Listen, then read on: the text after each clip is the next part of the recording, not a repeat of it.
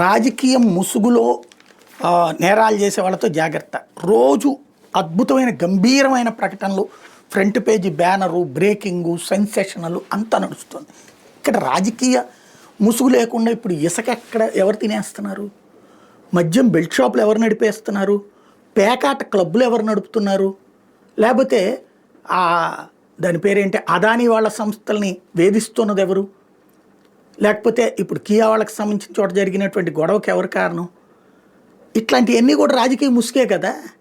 రాజకీయ ముసుగు ఎవరు పవర్లో ఉంటే వాళ్ళ చేతికి అన్నటువంటిది ఇప్పుడు మారిపోయింది. పవర్ అనేదాన్ని బాధ్యతగా కాకుండా దోచుకోవడానికి ఒక దారిగా, అలాగే అధికారంలో ఉన్నప్పుడేమో అద్భుతాలు చేస్తున్నామని చెప్పడం, దిగిపోయాకేమో చెయ్యలేకపోయామని చెప్పడం, ఇది ముసుగులే కదా.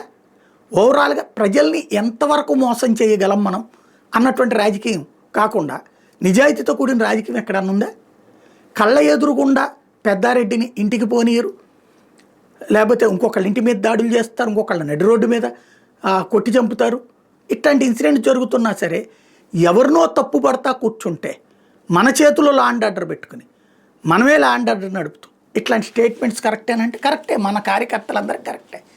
బట్ ప్రజలు ఆలోచించరా?